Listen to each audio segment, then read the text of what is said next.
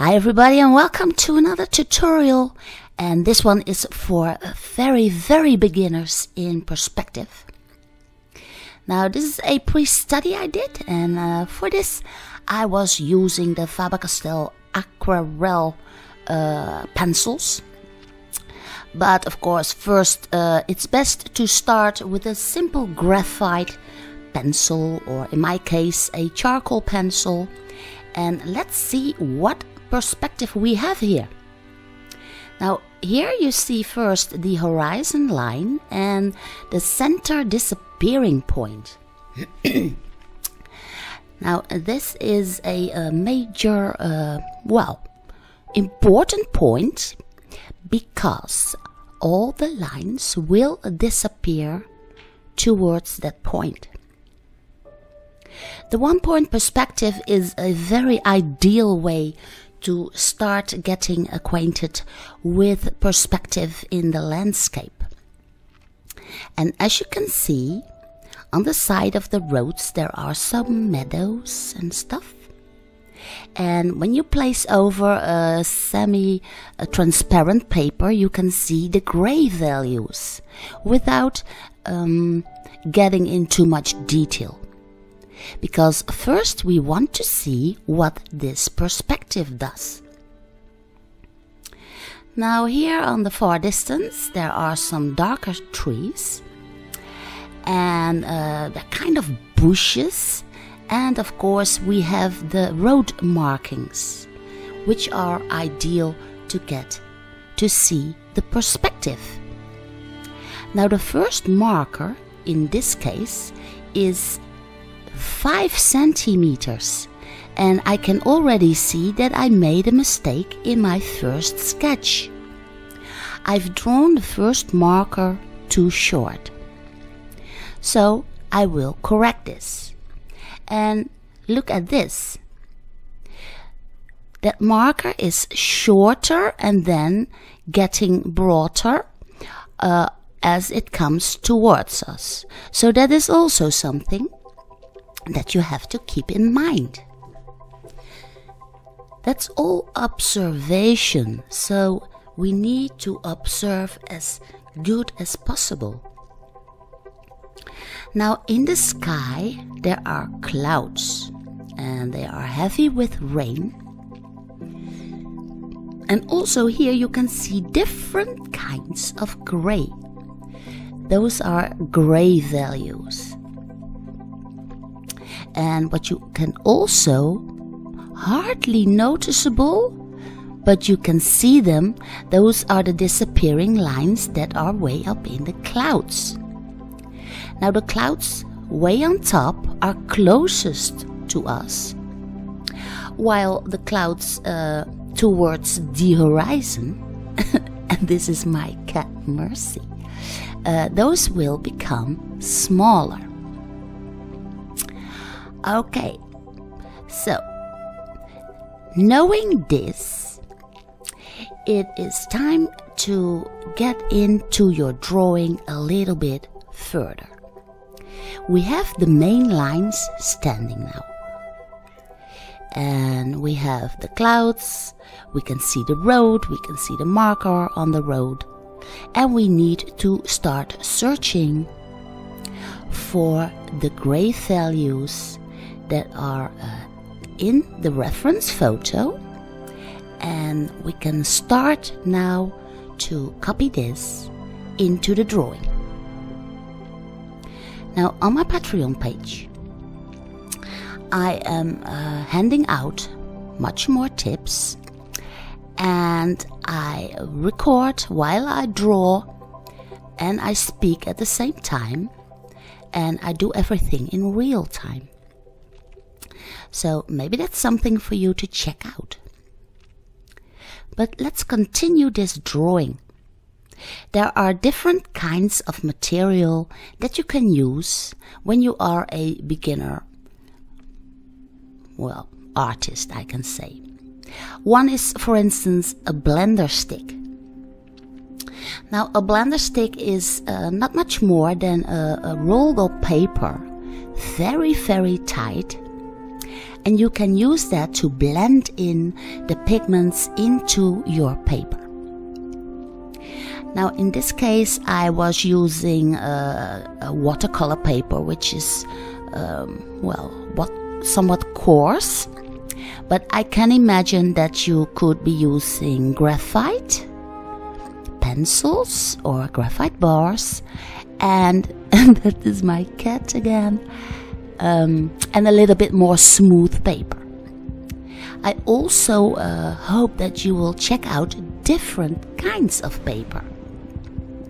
So what does the pigment do when you are using some much more coarse paper, or when you would use toned gray, for instance, or very smooth paper, and in that way checking out the difference and also getting to know what kind of techniques you prefer.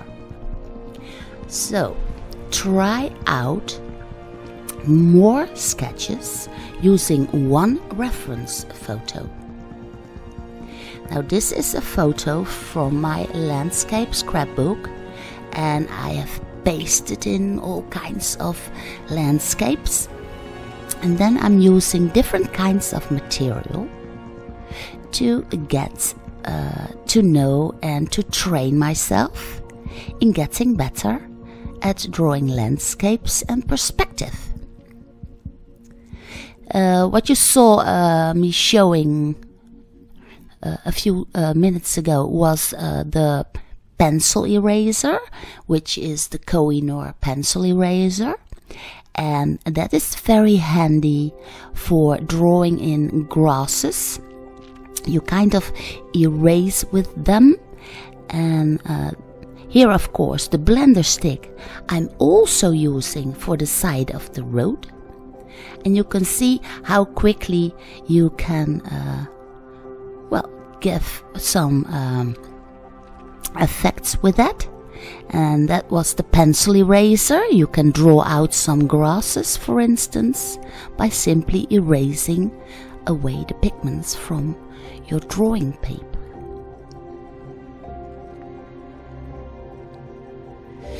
Okay, now we also have to look for the values on the side of the road and the road itself. Now, as you can see, I am drawing and giving shadows in the direction towards that disappearing point. This gives an extra feel of 3D, and I'm also checking the markers on the road, of course. They have to be in the correct line. And then I'm adding the pigments from my charcoal pencil onto that road. And as I was saying, I will draw in the direction of that disappearing point, and also a little bit horizontal. Now I do this for a reason.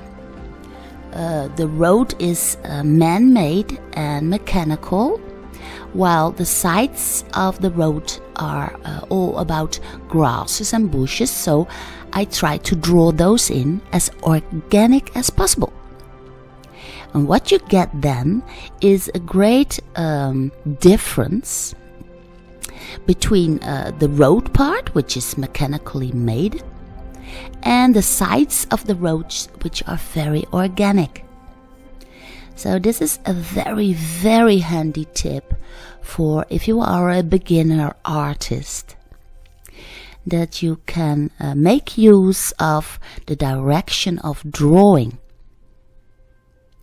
Here I'm taking then the blender stick, and I simply rub in the pigments into my watercolor paper.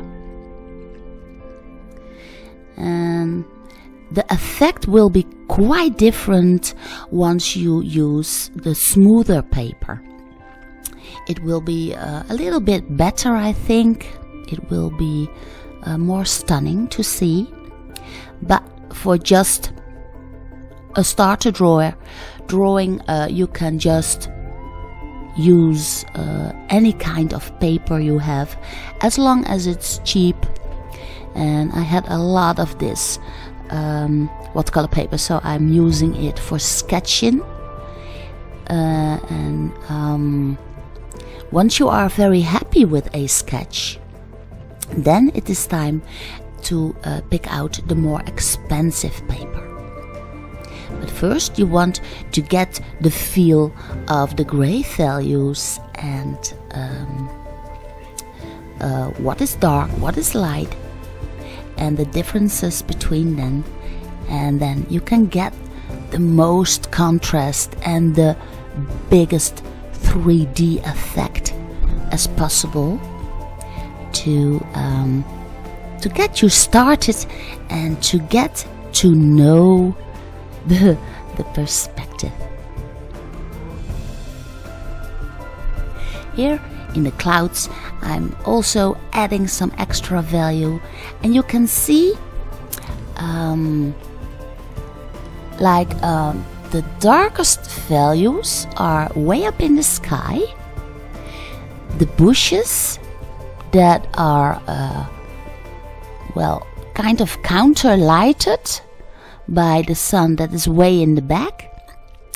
And of course the darkest values that are here all the way in front.